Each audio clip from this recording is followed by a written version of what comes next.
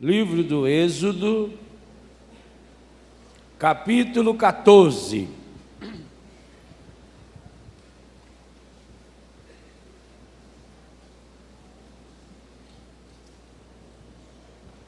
O povo de Deus, escravo no Egito, é chamado agora a fazer a experiência de uma vida nova. E depois que Deus havia realizado pelo menos 10 grandiosos milagres através de Moisés, as chamadas 10 pragas do Egito, ainda assim o faraó resolve perseguir esse povo. E o motivo que o faraó justifica é que não vai perder esse povo que trabalhava de graça para ele. Aqui nós sabemos muito bem, o faraó é a personificação do mal, é a personificação do demônio, é a personificação do encardido. E como ele está acostumado que nós trabalhemos de graça para ele, e alguns de nós até pagamos para trabalhar para ele, ele não quer nos perder.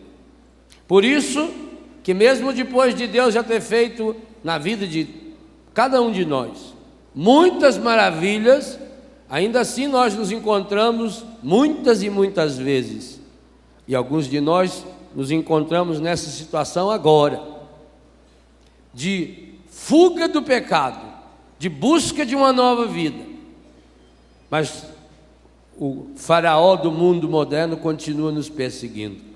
O contexto desse texto nos ajuda a pensar nisso. O versículo 6 do 14 diz: o faraó mandou preparar seu carro e levou com ele suas tropas. Escolheu 600 carros dos melhores e todos os carros egípcios. Então quantos carros tinha? 600 dos melhores. E ainda todos os carros dos egípcios. Nós não sabemos quanto, 1.000, 2.000. Tem uma preposição aí, e todos os carros egípcios, com homens de guerra em cada um deles. Então eram milhares. Versículo 9: puseram-se os egípcios a persegui-los e alcançaram-nos em seu acampamento à beira-mar.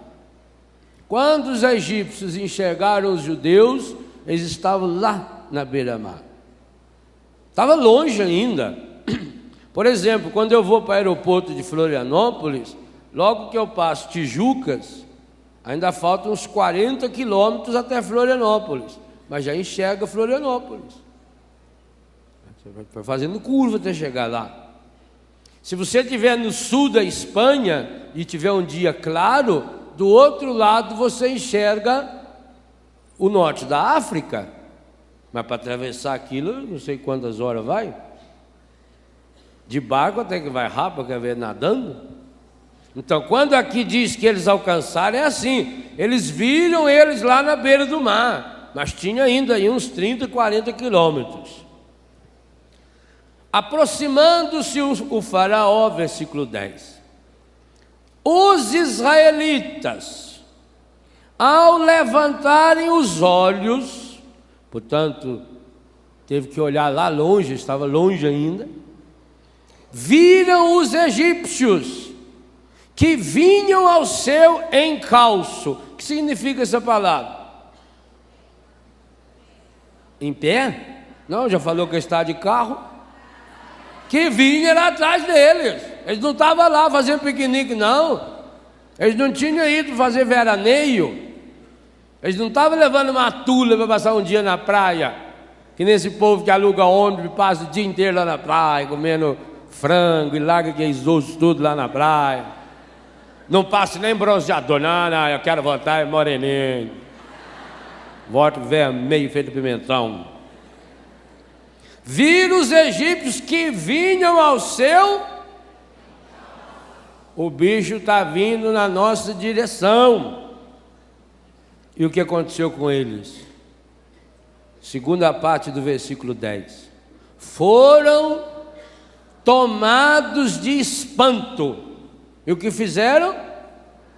Invocaram o Senhor, clamando em alta voz. O que significa isso?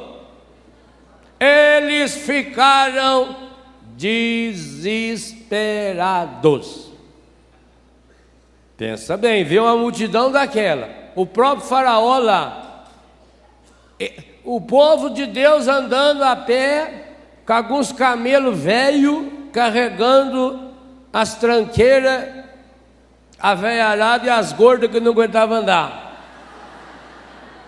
E isso acabava ainda com os camelos mais ainda.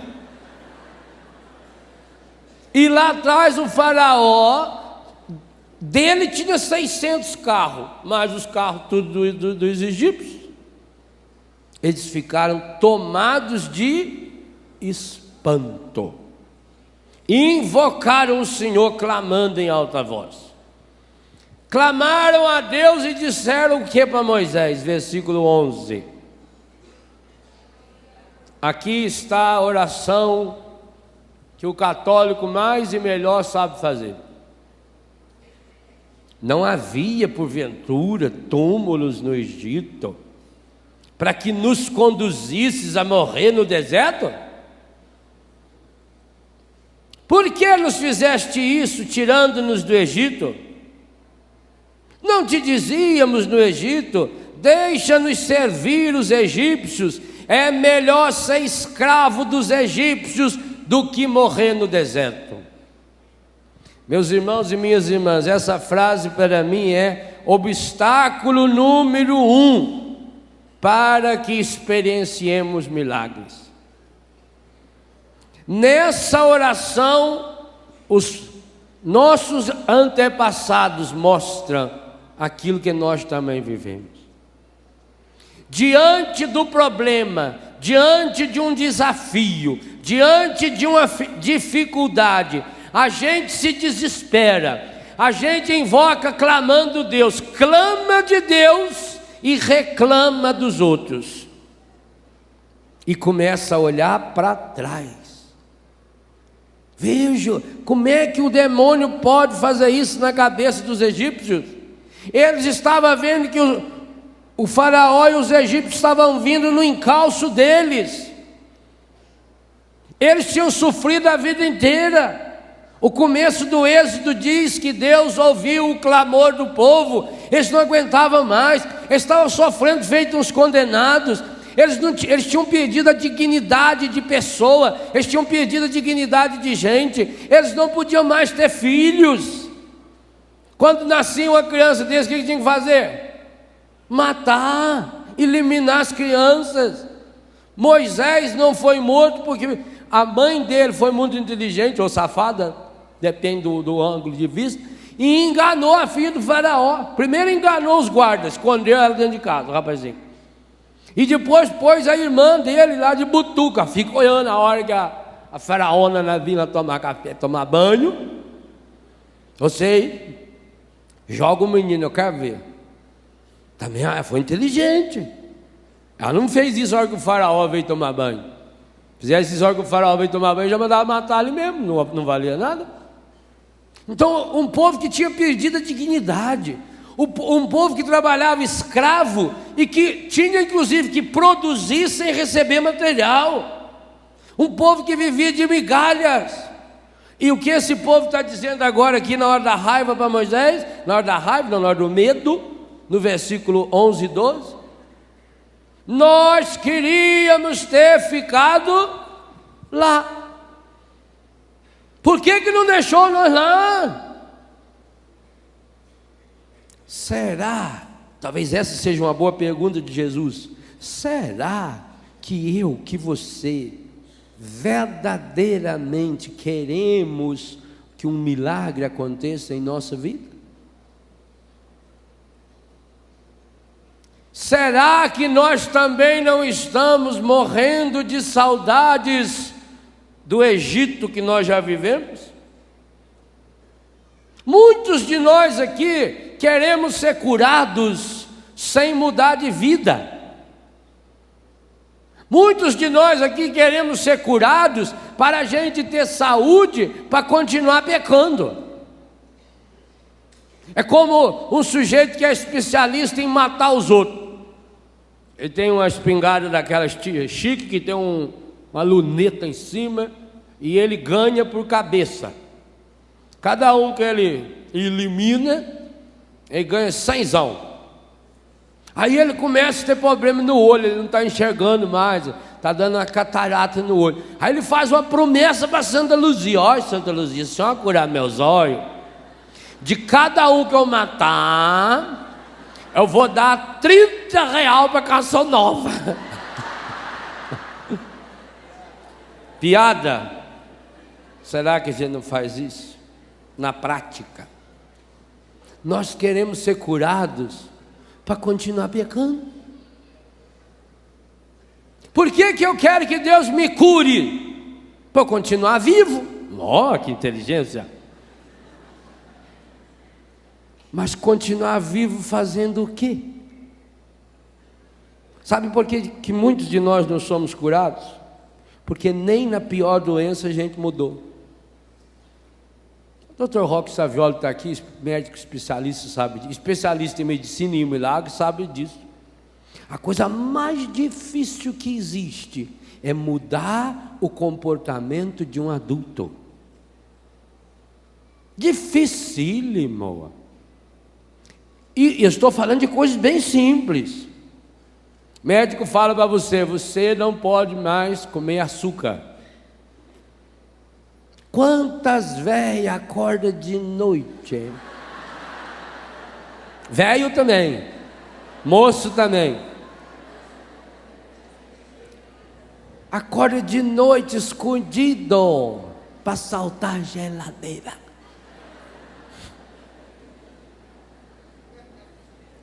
Ou não? A gente chega assim, pega, de repente já está lá na boca assim, disfarçando. Nunca mais comeu. Aí a senhora fez o exame, fez. Olha, falei para a senhora que a glicose da senhora está alta, né? Falou. E aí, conseguiu ficar sem açúcar? Ah, nunca mais. Desde que eu vim aqui, não, nem olho para açúcar. Aí examina a glicose dela, está 6 vezes mais. Então está entrando pela unha do pé. A senhora deve estar morando num lugar assim que é um lodo de açúcar, onde a senhora pisa o açúcar e entra. Não tem outra explicação. Ou vai ver que tem muito pernilongo, e como o marido da senhora come muito açúcar, o pernilongo morde ele, depois morde a senhora, passa açúcar do marido. Também seja isso. Ah, meus irmãos, é muito difícil mudar comportamento. E por que é difícil mudar comportamento? Porque é difícil mudar a cabeça. O povo é cabeça dura. E quem falou isso a opção de vez aqui na Bíblia foi Deus. Esse povo tem a cabeça dura. Vejam, depois que Deus fez tudo o que fez, depois que o povo penou, leia depois com calma Êxodo de 1 a 9, de 1 a 13. O sofrimento daquele povo, aquele povo não tinha dignidade, aquele povo não tinha honra, fazia com eles o que bem entendia, não tinha mais o direito de ter filhos, imagina uma mãe tinha que matar o filho. Agora, quando vê que o faraó está vindo atrás, e logo na frente tem o mar, desespera-se, e mostra que não mudou nada. Não condena esses coitados aqui não, hein? Porque se for para dar nome aos bois, talvez você tenha que botar o seu aí. Você está doente? Você está vivendo uma dificuldade econômica? Seu filho, sua filha está na droga? Pergunto, você está precisando de um milagre? Não responda. Você está precisando de um milagre? Então você precisa fazer a seguinte pergunta nesse acampamento: o problema que eu estou vivendo, 3 pontinhos para você escrever qual é ele: doença física, psíquica, afetiva, espiritual, econômica, comunitária, social, o que for, seja lá o que for que você estiver vivendo. O que essa situação que precisa de um milagre e que somente um milagre de Deus é capaz de resolver, porque também se você não chegar a essa conclusão, não tem milagre. Enquanto você achar que existe uma saída humana, esqueça, Deus não faz milagre. O milagre vai começar a acontecer a hora que você se convencer: eu sou absolutamente impotente, eu não tenho saída, eu não consigo resolver esse problema, eu não tenho mais outro caminho, eu não tenho cura, eu não sei, eu não tenho. Ao conscientizar-se disso, é preciso fazer a seguinte pergunta: o que é que esse problema, essa doença, essa dívida, essa dúvida, o que é que isso mudou a minha vida para melhor? E digo a você, com toda a honestidade desse mundo, enquanto não respondemos afirmativamente a essa questão, não tem milagre. É um obstáculo, é uma barreira que impede-nos de enxergar e de abrir, porque o que eu falei ontem, para que o milagre aconteça precisa 100% humano, 100% divino, não precisa se preocupar. Deus é 100% sempre, sempre. O Pai faz chover sobre justos e injustos. Deus não precisa nem da sua fé para fazer milagre na sua vida. Precisa da sua fé para fazer a sua parte no milagre. Por quê? Gente, para entender o milagre, marca esse texto aí porque nós vamos voltar nele. Para entender o milagre, nós precisamos entender os 2 personagens do milagre. Quem são os 2 personagens principais do milagre?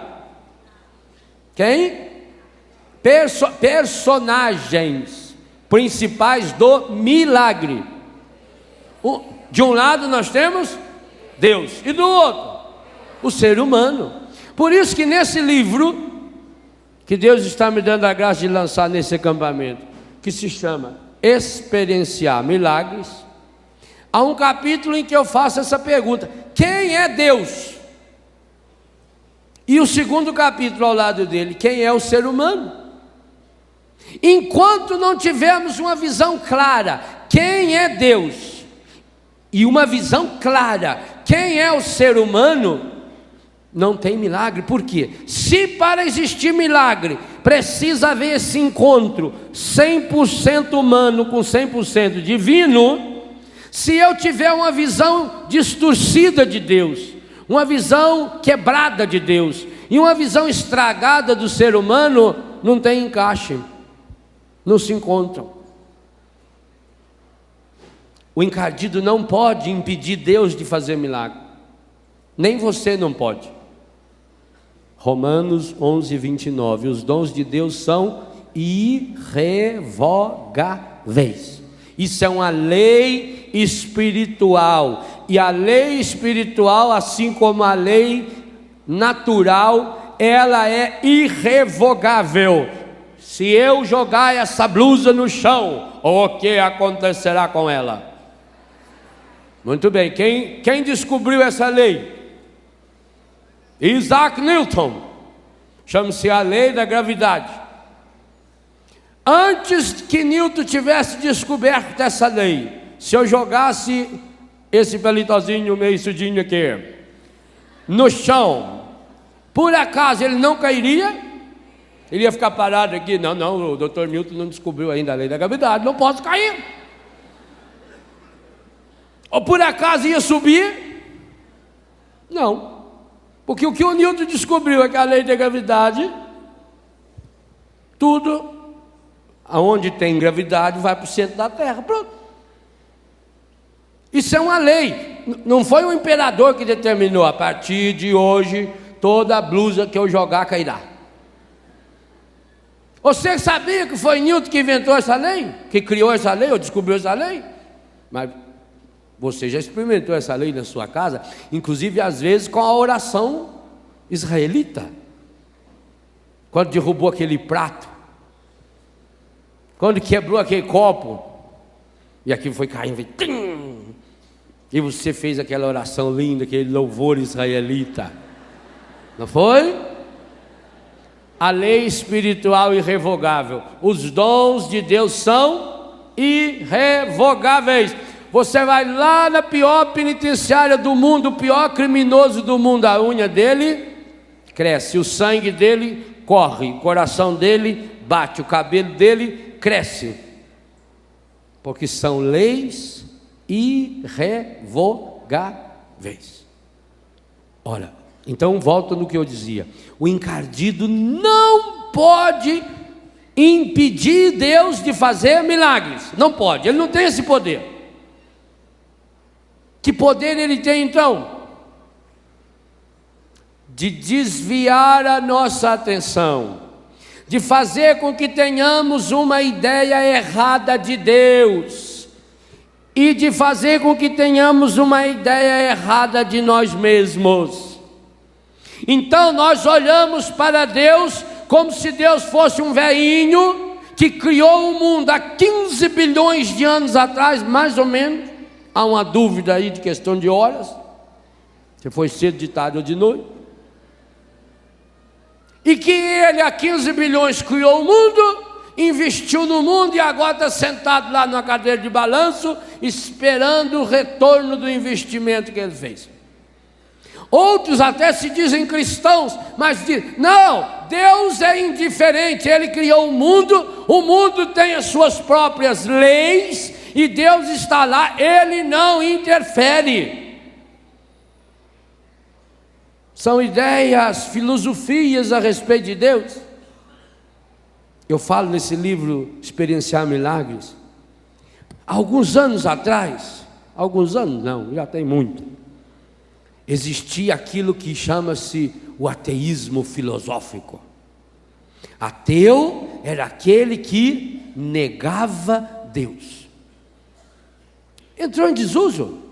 O último ateu sério que existiu nesse mundo morreu já tem uns 30 para 40 anos.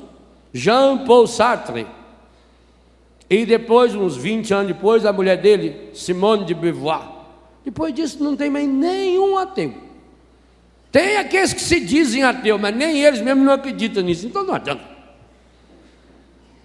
Passou o ateísmo, o mundo entrou na era do humanismo. O humanismo tem um nome bonito, o valor do ser humano. Esse humanismo veio à tona de modo especial a partir da Segunda Guerra Mundial, porque a Segunda Guerra Mundial, ela foi um escândalo sobre o valor e a dignidade da pessoa humana. A bomba atômica de Hiroshima e Nagasaki,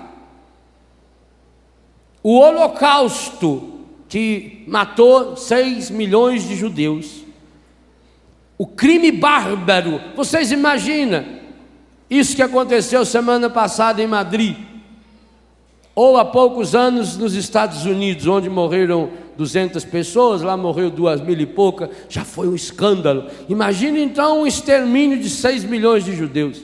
Imagina o extermínio de uma cidade inteira, onde morreu pobre, rico, santo, pecador, inocente, e isso continuou por muitos anos ainda espalhando morte.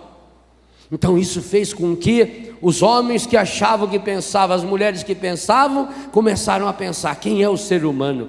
E aí então entrou-se na era, saiu-se do ateísmo e entrou no humanismo. Agora trata-se de falar do ser humano, do mundo dos homens. Então veio toda a preocupação com a ecologia, com o ecologicamente correto, com leis ecológicas, com o valor do direito humano, a Declaração Universal dos Direitos Humanos tem 50 e poucos anos. E começou-se a pensar no valor do ser humano como senhor da sua história. E isso levou pelo menos mais uns 20, 25 anos, até que o mundo começasse de fato a dar um passo concreto. Já que o ser humano é senhor da sua história, o ser humano é livre, então nós somos contra toda forma de absolutismo. A começar do absolutismo político. Caíram-se as grandes potências absolutistas. Nasceu a democracia. Quantos de nós aqui no Brasil assistimos às diretas já? A democracia. Dr. Sobral ficou famoso por repetir aquela frase da Constituição: todo o poder emana do povo, é exercido em nome do povo e pelo bem do povo. Os comícios das diretas, o povo saiu à rua.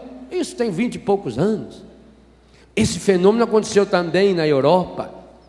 O leste europeu ainda demorou um pouco mais, teve o dedo de João Paulo. As ditaduras acabaram, a democracia, o povo tem que lutar pelos seus direitos, o povo tem que determinar a sua história. Veja, tudo isso é reflexo de um humanismo lindo e maravilhoso, só que ao lado dele veio se desenvolvendo não sei se é ciência, o que nós vamos chamar isso, mas veio se desenvolvendo uma filosofia prática chamada indiferença religiosa. E essa, meus irmãos e minhas irmãs, é a pior de todas as pragas que o ser humano moderno vive. Esse é o maior de todos os obstáculos. Preste atenção nessa frase que vou dizer agora. A indiferença religiosa é infinitamente pior do que o pior de todos os pecados. Porque com um pecado grande ou pequeno, Deus tem o que fazer. Com um indiferente, Deus não tem o que fazer. A indiferença religiosa, enquanto o ateísmo nega Deus, a indiferença religiosa não está nem aí para Deus. Ela não nega Deus, ela afirma a própria pessoa. A pessoa passa a olhar para si, a pessoa se coloca como referência de vida. Exatamente o que fez a oração e a reclamação dos israelitas. Por que não deixou nós lá? Nós estávamos muito bem lá, nós podíamos continuar lá escravo. O que tem que estava estuprando nossas mulheres, matando nossos filhos? O que tem que nós estávamos comendo aquelas porcarias? Não, porque na hora do perigo, veja o que o demônio é terrível. Quantos de nós aqui, na hora de uma doença, na hora de uma dor, na hora de um problema, ainda nos revoltamos contra Deus? Quantos de nós, oh meu Deus, por que isso foi me acontecer, meu Deus? Que adiantou rezar? Que adiantou fazer promessa? Tanta gente ruim nesse mundo, por que foi levar logo ele que é tão bom? A gente se revolta, e Deus olha e fala: ô anta, se nem com um problema você aprende, quando é que você vai aprender? Se nem com a doença você está aprendendo, quando é que você vai aprender? A doença te fez melhor? Não? Então, tchau. Não vai ter milagre para você? A doença te fez mais humano? A doença te fez menos mesquinho? A doença te fez mais humilde? Mais verdadeiro? Eu cuidei alguns anos de Dom Couto, que foi bispo de Taubaté. Pelo menos durante 4 anos eu cuidei dele, e fiz questão absoluta de continuar cuidando dele, até mesmo no ano da minha ordenação.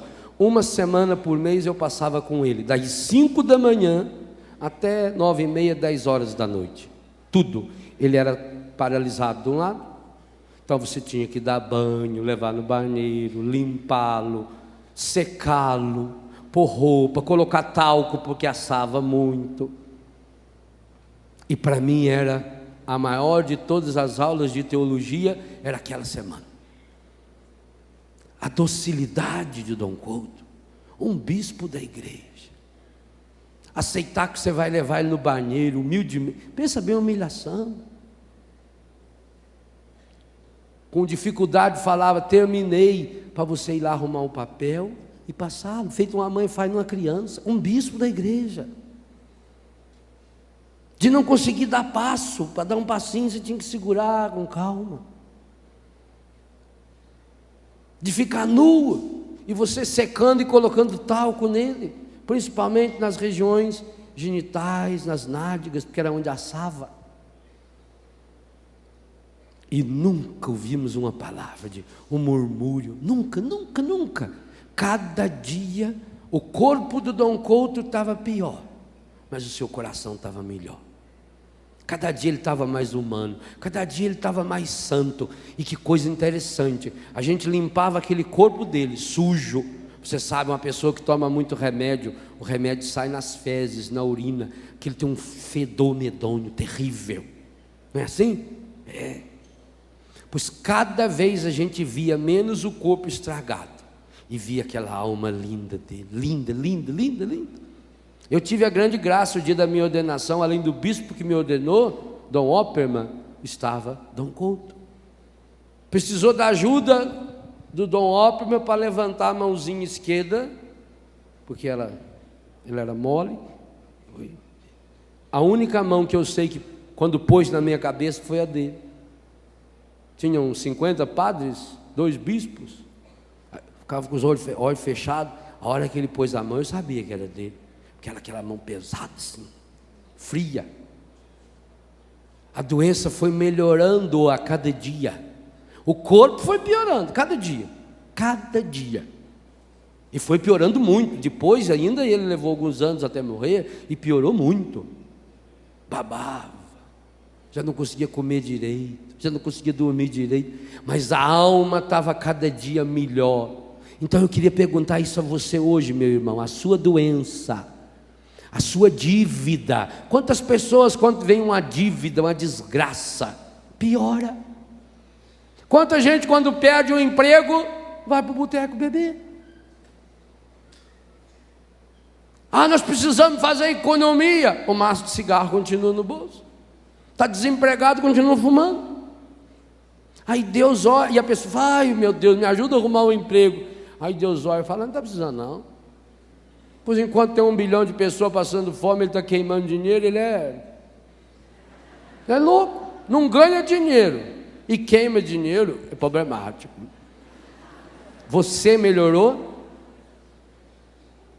Ou você pega o prato de comida e reclama?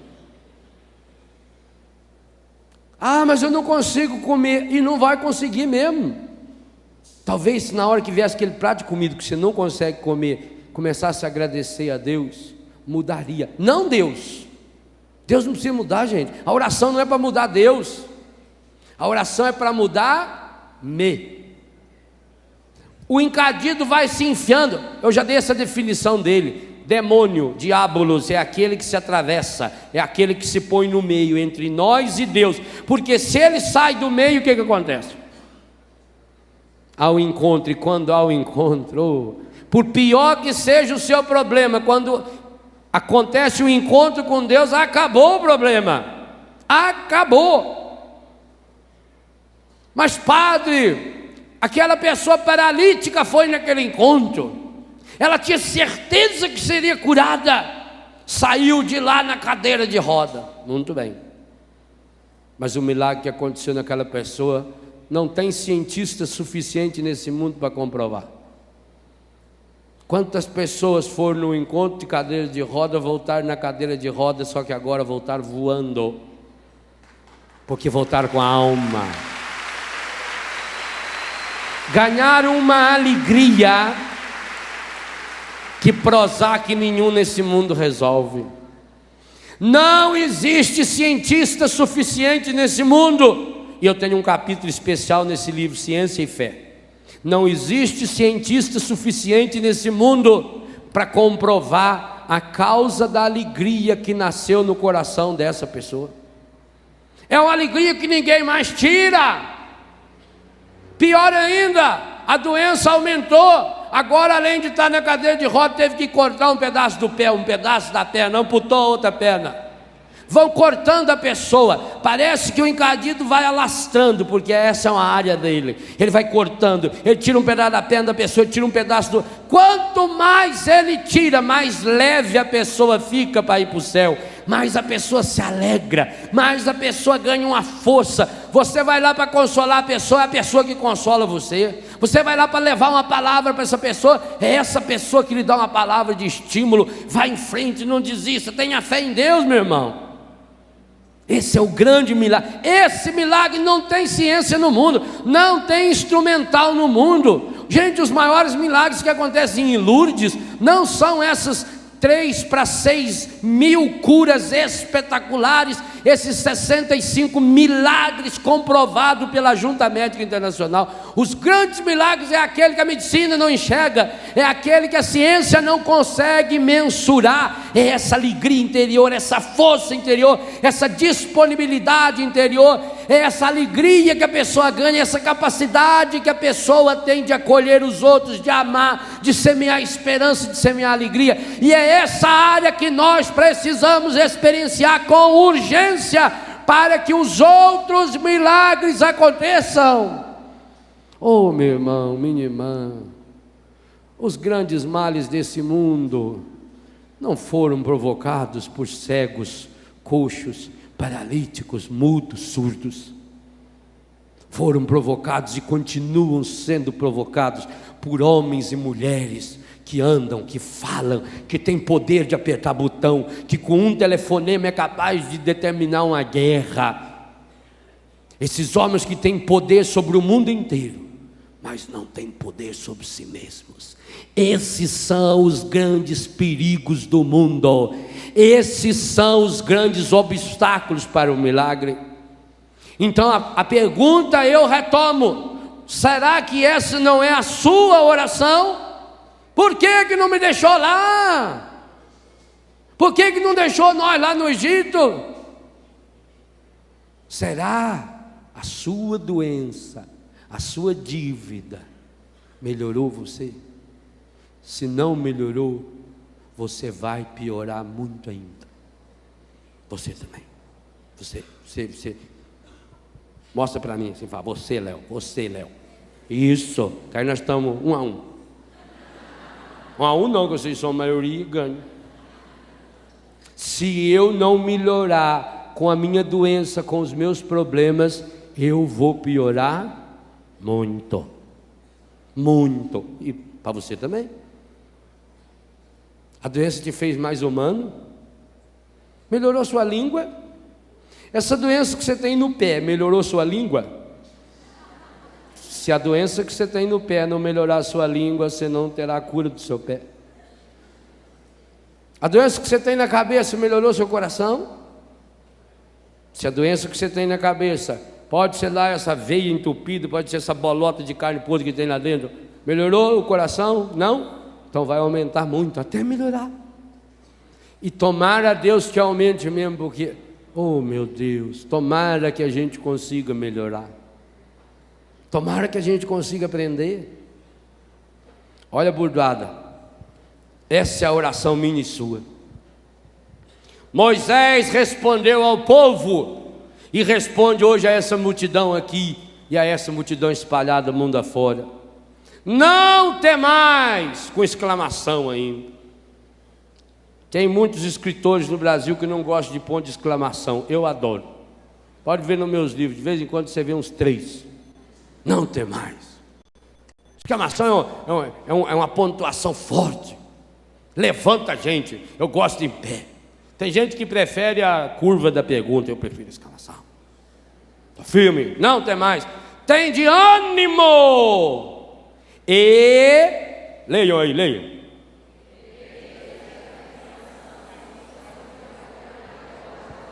Que dia o Senhor operará essa libertação? Hoje, que dia?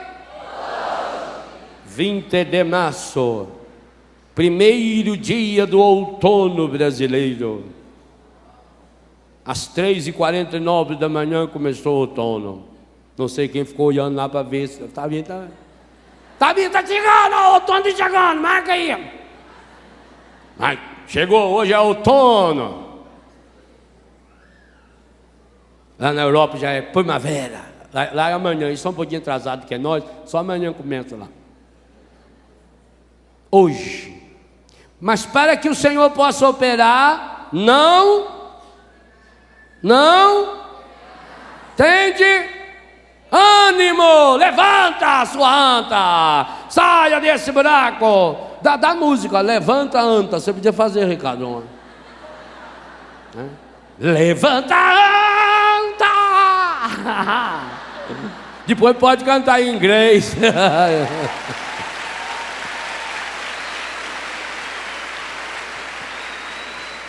Levanta! Rima. O Senhor vai operar em vosso favor. Os egípcios que hoje vedes, não os tornareis a ver jamais. Mas para que você não veja fora, primeiro você precisa tirar eles de dentro. Gente, o esquema que vai seguir é fabuloso. Tem esse livrinho aqui que Deus me deu a graça de estar lançando junto, Roteiros Bíblicos, aonde eu tomo, esse texto está aqui nesse livro, e vou mostrando a dinâmica que Deus vai fazendo através da Bíblia, nos ensinando a rezar. Essa dinâmica aqui é espetacular, são livros complementares.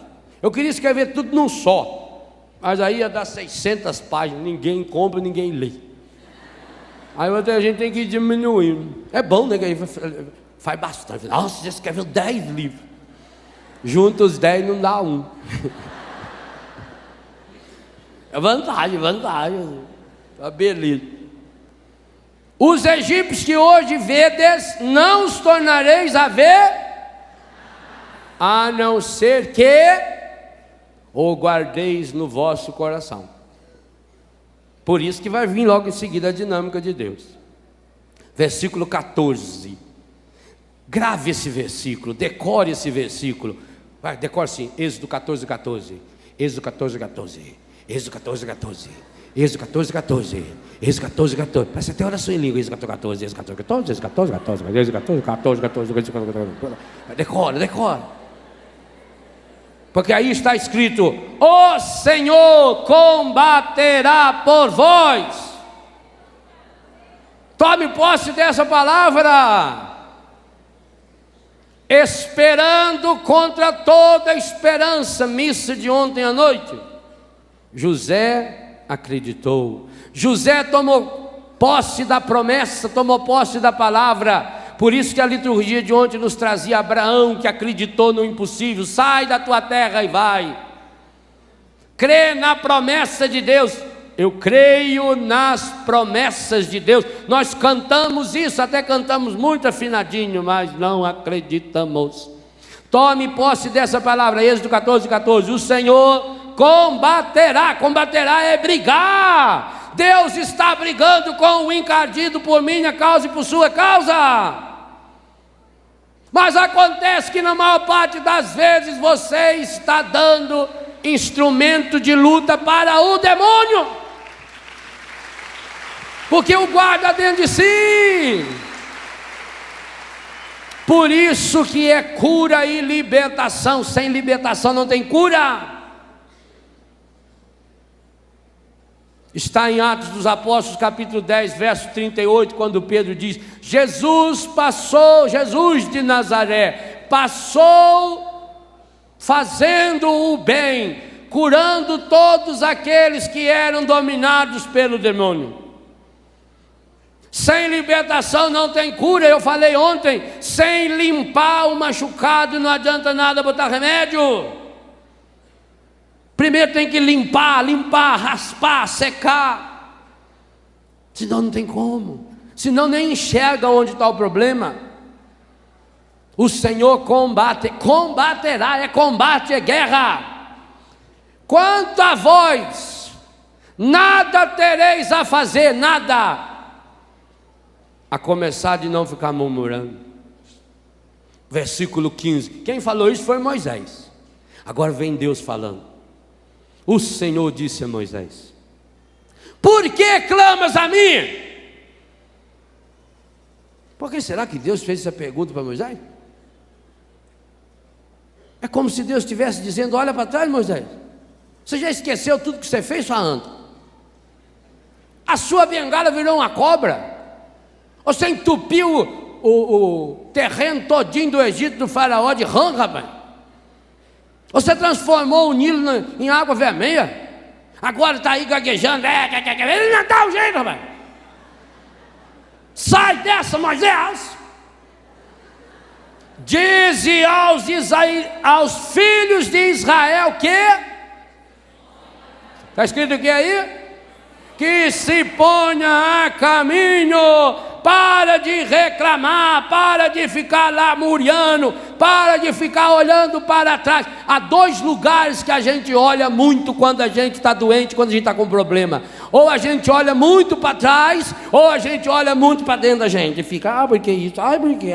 Por quê? Morre, filha da mãe! Que se ponha a andar.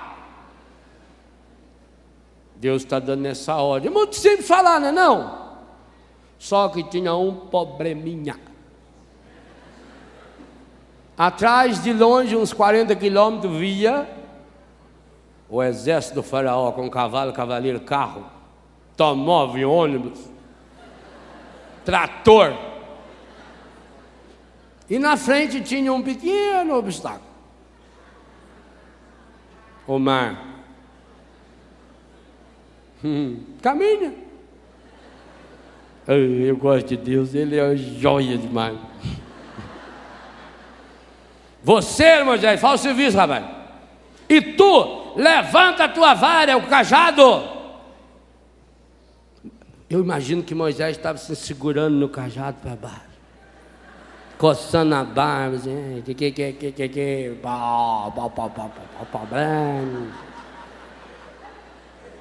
levanta a mão sobre o mar e fere-o,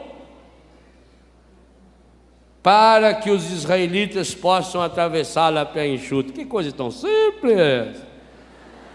Está na mão de Moisés. Levanta o cajado, levanta a cabeça, põe a caminho, fere o mar. Ao menos põe, Moisés, ao menos dá uma chance. Entra no mar, senão não tem como abrir. Porque falou que os israelitas iam atravessar o pé enxuto, mas Moisés teve que molhar o pé e a mão, não teve? Alguém vai ter que molhar o pé e a mão para que você possa atravessar esse mar a pé enxuto. Versículo 19. O anjo de Deus, que marchava à frente do exército dos israelitas, mudou de lugar e passou para trás. Eu acho isso espetacular. Oh, meu Deus, eu não estou vendo mais o Senhor. Por que, Senhor, que na hora dessa dor, por que na hora dessa angústia eu não enxergo o Senhor? Ele está aqui atrás. Eu estou aqui, suada. Eu estou segurando aqui as antas maiores lá. Por isso que ele se pôs para trás. O anjo de Deus que marchava à frente. O que adiantava ele marchar à frente? Agora o povo parou, empacou. Burro empacado, quanto mais você dá nele, mais ele empaca. Mudou de lugar, passou para trás. A coluna de nuvem que os precedia pôs-se de trás deles, entre o acampamento dos egípcios e o de Israel.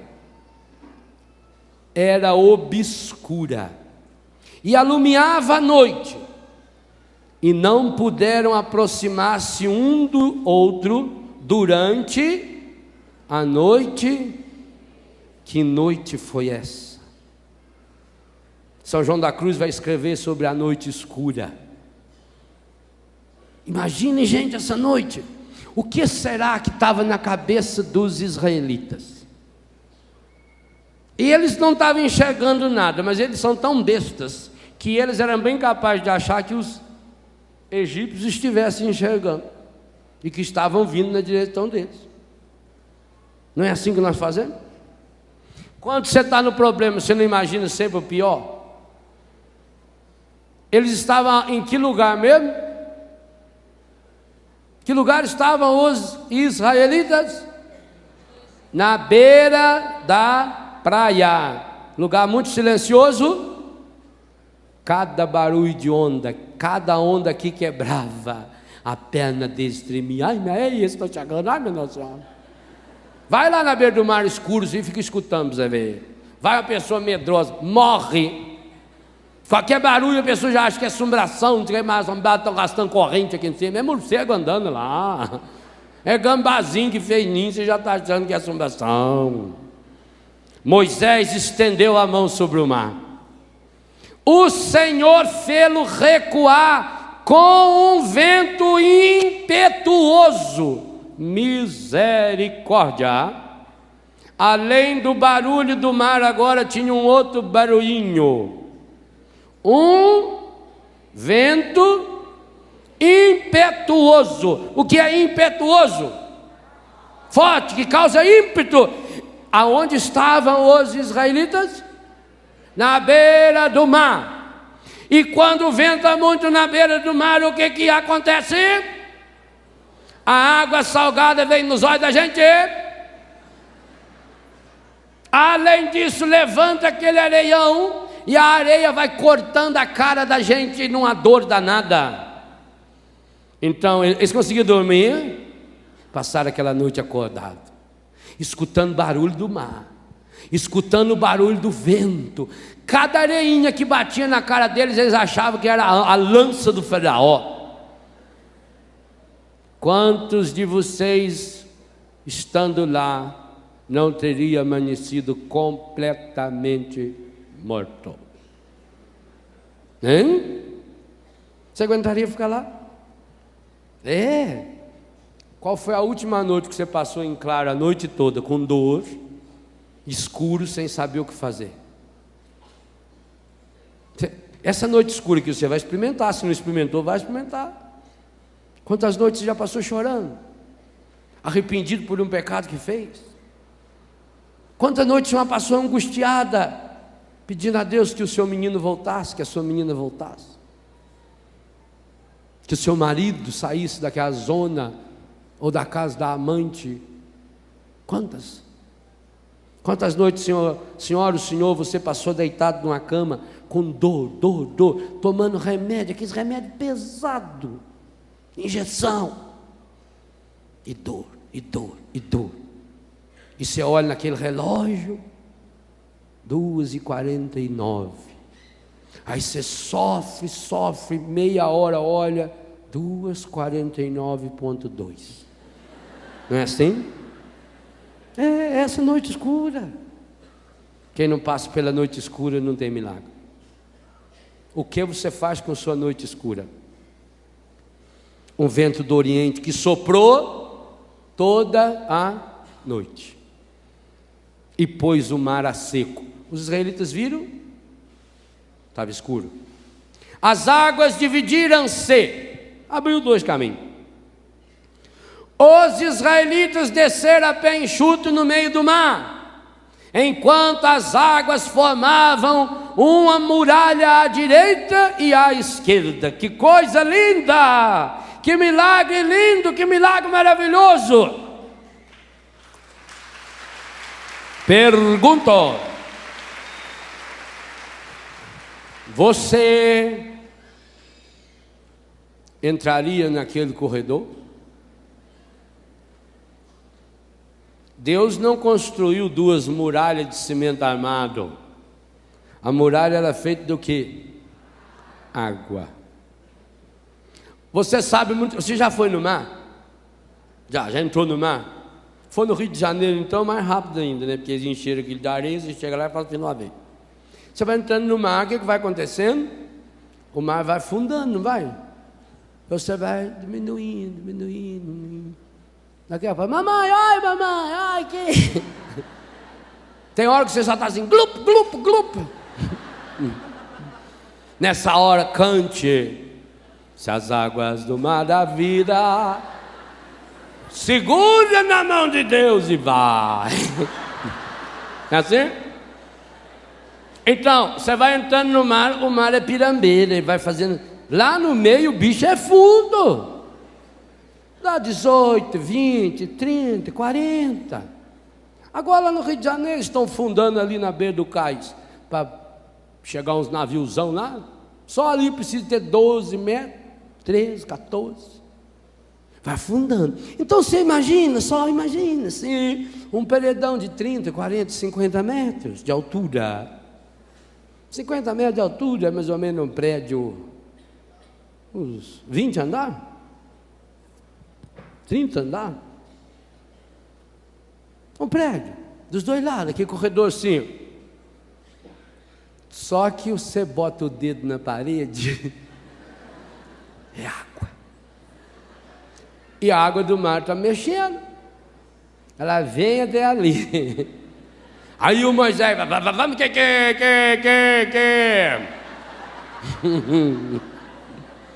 Aí você entra. Você já deve ter entrado num corredor, já viu uma coisa. Quando você está mais ou menos no meio do corredor, você olha, você tem a impressão que ele está fechando. Não tem? E aí você olha para trás, tem a mesma impressão que ele está. Aí meio desesperado, fala assim, você já notou? Parece que está ficando mais estreito lá na frente. Está parecendo mesmo. Olha para você não dar a impressão que a água está mexendo. Lá parece que está até meio fechada, é mesmo. Mas não quer falar nada não quer ser pessimista. Parece que lá atrás já fechou. Isso não. E agora? Pergunta de ontem. E agora, José? O que você faz? O que você faz? Nada. Nada. Você está lá. Não tem outra coisa a fazer a não ser nada. Qual é a única coisa que o morto come? O vivo, se comer, morre. E Deus não come nunca. Nada. Então, se você está lá também, não faça nada. Deixa Deus conduzir você. Meu irmão, minha irmã, se fosse hoje para acontecer esse milagre, você entraria naquele corredor aquático? Eu vou confessar a vocês com toda a honestidade da minha vida. Se não me arrumasse uma roupa de mergulho, não. Um navio muito caprichado, com a boia. Uma vez lá na praia, queria que eu pulasse lá no mar. Se não me arrumasse uma boia que eu vesti, fiquei um espetáculo, aquele negócio aqui, colete estopado. Quase morri só de pular ali. Eu não iria. Você iria? Eu não. Você pode treinar aqui perto, aí no Paraíba, hoje, no almoço, você desce aqui, vai lá. Abre-te e entra nele. Treina.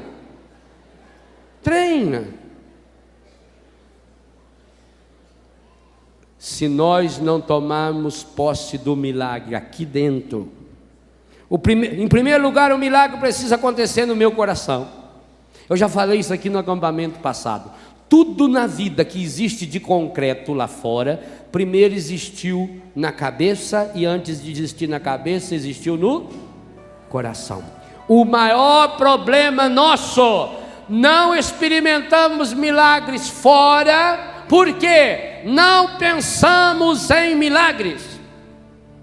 Pensamos no pior. Pensamos na desgraça, pensamos que nada vai dar certo, pensamos que tudo vai dar errado. e ficamos julgando, fazendo que nem os israelitas, jogando a culpa, porque você tirou nós de lá, Moisés. Ora, gente, o Moisés tinha condição de pegar à força 600 mil pessoas e pôr eles para ir no deserto? Foram porque quiseram aquelas andas. Ninguém é culpado pelo mal que você está vivendo, não. Pare de culpar pessoas, pare de culpar a sua família, pare de culpar o passado. Pense no milagre em primeiro lugar, mas para pensar nesse milagre, gesta o milagre.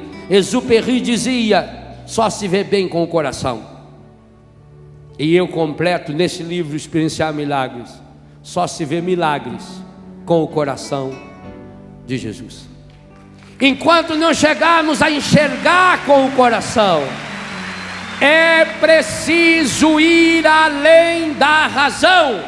O milagre não contraria as leis racionais. O milagre só vai além das leis. Ora, padre, mas é irracional o mar se abrir. É irracional também que o mar só vai até naquela beirinha da praia e volta até ali. Quem pôs esse limite? Não é irracional também? O milagre não contraria a razão. Ele vai além da razão.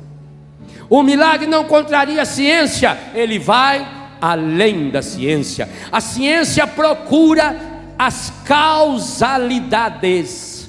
A ciência trabalha com a causalidade, com as causas do problema. A fé trabalha com a finalidade. Ela olha para o fim, ela olha para longe, ela olha para a meta, ela olha para onde Deus está me chamando. E eu queria dizer a você com todas as forças do meu coração: hoje, no calendário de Deus, é o dia que Ele marcou para realizar grandiosos, maravilhosos, espetaculares, estupendos milagres na minha e na sua vida. Por isso é preciso que você faça o que esse povo fez. Levante, avante, coragem, não olhe mais para trás. Lance fora tudo que você já lançava aqui na oração da manhã, toda a renúncia que você já fazia. Você fez essa renúncia com a sua inteligência. Você acompanhou a Salete, você falava com a sua boca, você pensava com a sua inteligência. Agora é preciso que você comece a lançar fora essas contaminações estragadas com o seu coração. Se você não vê com o coração, você não enxerga o essencial. Se você não enxergar com o coração de Jesus, você não enxerga milagres. Então diga hoje para Deus: eu quero enxergar milagres, eu quero tomar posse do milagres. Pai santo, Pai querido, Pai amado, o Senhor sabe que eu estou mergulhado no pecado, mergulhado na doença, que eu não acho saída para essa minha situação, para esse meu problema, para essa minha enfermidade, e que tantas e tantas vezes, Pai, mesmo sabendo que essa minha doença, que essa minha enfermidade, que essa minha dívida, que esse meu problema foram consequências de erros, pecados que eu fiz, que fizeram comigo, erros e consequências da minha história, eu não tive coragem ainda de tomar o meu coração e colocá-lo em suas mãos. Eu estou gestando no meu coração, eu estou fazendo nascer cada dia no meu coração, eu estou renovando no meu coração as mágoas, as tristezas, as angústias, os ressentimentos. Senhor, eu quero me confessar nessa manhã de que a minha doença está me transformando numa pessoa pior, a minha doença está me transformando numa pessoa insuportável, a minha doença está me transformando numa pessoa amarga, a minha doença está me transformando numa pessoa cada dia mais dolorida, a minha doença está me impedindo, ó Pai, de enxergar que o Senhor até hoje está cuidando de mim, cuidando da minha vida, e que eu não tenha coragem de abrir-me porque estou fechado. Senhor, por tua misericórdia, o Senhor abriu o mar para esse povo passar. Abra os meus olhos, Senhor, abra os olhos do meu coração, Senhor. Eu preciso de milagres, e para experienciá-los eu preciso enxergar milagres, eu preciso acreditar nos milagres, eu preciso ajudar a construir esses milagres. E eu quero, Senhor, eu estou aqui porque eu quero, Senhor, porque eu preciso, Senhor, eu necessito, Senhor, mas eu não quero ser egoísta. Por favor, coloque-se de pé. Eu não quero ser egoísta, Senhor. Por isso agora eu peço por esse meu irmão. Toque com a mão direita na pessoa, no ombro ou na cabeça. Você está bem perto, pode botar a mão na cabeça da pessoa com muito carinho. Coloque a mão na cabeça dessa pessoa que está do seu lado. Se você não sabe o nome, pergunte e ore por ela agora pedindo: Pai Santo, Pai querido, Pai amado, em nome de Jesus, no sangue dele, na força dele, eu suplico agora por esse meu irmão, por essa minha irmã, para que hoje ele possa experienciar esses milagres que o Senhor tem a realizar na sua vida. Que o Senhor tire da sua cabeça todo o pessimismo, todo o negativismo, todas as coisas estragadas que foram sujando a sua mente, sujando a sua cabeça, sujando os seus pensamentos, sujando a sua inteligência, sujando a sua memória, sujando as suas lembranças. Exatamente ali, no lugar onde ele é chamado a tomar as decisões, aquilo está sujo e ele não está podendo tomar essas decisões. Eu peço, derrama agora essa água viva do Espírito Santo para lavar essa cabeça, mas faça também com que essa água desça agora ao seu coração, vai ao mais profundo do seu coração, para tirar do seu coração as sujeiras que ali se encontram, a mágoa, o ressentimento, a tristeza, o pessimismo, o negativismo. Derrama o seu Espírito, ó Pai, água viva, esse mar da sua misericórdia, aonde nossos pecados já foram afogados um dia. Derrama ali, ó Pai, por tua misericórdia infinita, por tua bondade infinita, a água viva no coração desse meu irmão, no coração dessa minha irmã.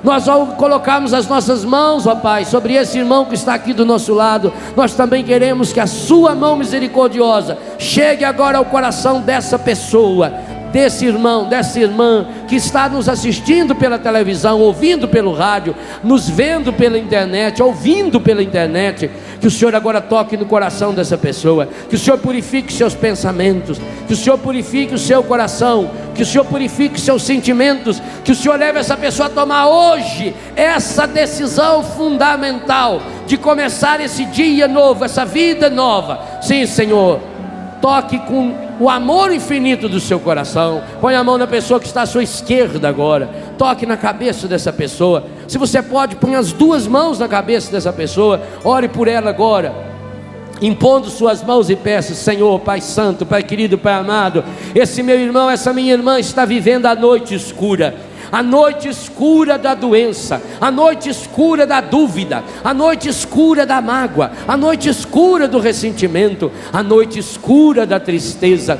a noite escura da incerteza.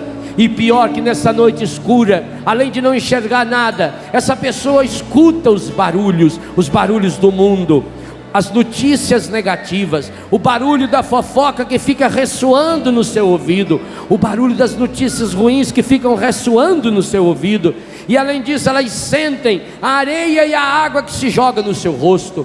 Quantas dessas pessoas, ó Pai, deitadas em sua cama, ou no sofá da sala, ou prostrada no chão, num tapete, passa essa noite escura, a noite escura da dúvida, da angústia, da tristeza, a noite escura do pecado, a noite escura da droga, a noite escura da pornografia, a noite escura da prostituição. Oh Pai Santo, Pai querido, Pai amado, nós sabemos que durante essa noite escura o Senhor já está abrindo esse mar, o Senhor já está operando esse milagre, o Senhor já está dividindo essas águas. Então agora nós suplicamos, ó Pai, que esse meu irmão, que essa minha irmã tenha força, tenha coragem para lançar-se por completo, tenha força e tenha coragem para mergulhar inteiramente nessa água, para deixar-se conduzir por essa água e para chegar do outro lado, Senhor,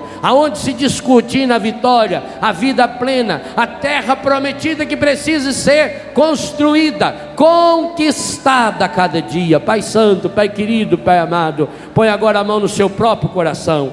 Pai Santo, Pai querido, Pai amado, eu peço agora, e essa é a grande graça que lhe peço nessa manhã, a força e a coragem para enxergar o essencial, a força e a coragem para enxergar o milagre com os olhos do coração do seu Filho Jesus, a coragem de dar o seu passo, esse passo, porque eu quero, Senhor, eu estou decidido, eu necessito, eu preciso, eu quero, e hoje eu estou disposto, disposta a dar esse passo. Eu estou dando esse passo agora, Senhor. Eu entro, Senhor, no corredor que o Senhor abriu para mim e peço: conduza-me, Senhor, impulsiona-me, Senhor, ajuda-me, Senhor, a atravessar esse vale escuro.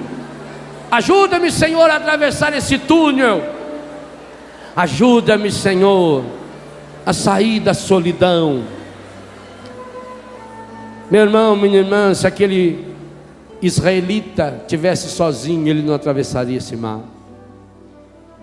Se aqueles israelitas tivessem outra saída, eles não entrariam no mar. Mas quando viram que não tinha outra saída, porque se voltassem, o exército estava lá esperando, só tinha aquela saída aberta por Deus. Assim também hoje, peça essa graça, a graça de se convencer: eu não tenho outra saída. Eu não posso voltar mais para aquela vida que eu vivia. Eu não posso mais voltar para o meu pecado. Eu não posso mais voltar, porque lá está me esperando, lá na minha terra, na minha cidade, na minha casa, lá está me esperando o exército do faraó, montado nos cavalos e cavaleiros do ódio, do ciúme, da inveja, da pornografia, da violência, dos vícios. Eu não posso voltar, porque se eu voltar, e eu tenho saudade, Senhor, o Senhor sabe que eu tenho saudade. Se eu voltar, Senhor, eles vão continuar me matando. Dá-me, Senhor, a graça de acolher o novo, porque Tu és o Deus do novo, o Deus dos milagres, o Deus da vida plena. Eu preciso ser amado,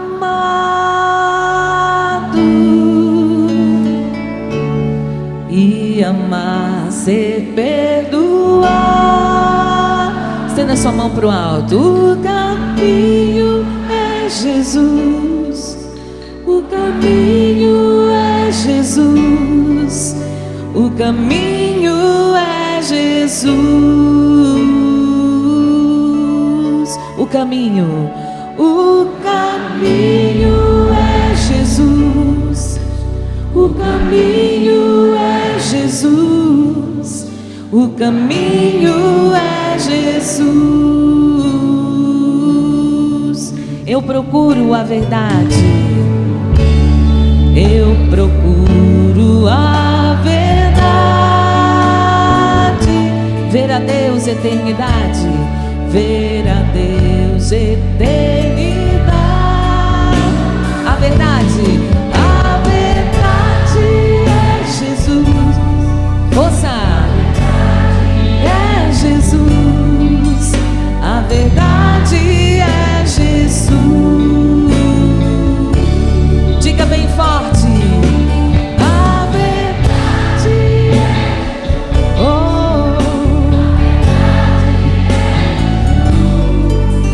a verdade é Jesus. Eu preciso de mais vida. Cante. Eu preciso de mais vida, vida plena sem medida. E a vida é com convicção. E a vida é Jesus. E a vida é Jesus. E a vida é Jesus. E a vida é oh. E a vida é Jesus. Cante para a pessoa do seu lado. O caminho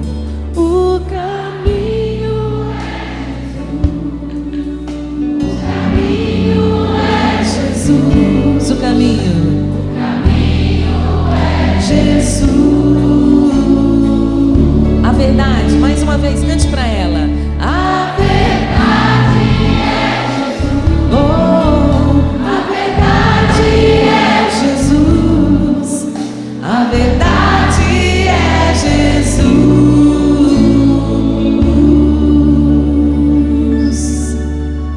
salva de palmas para o nosso Deus.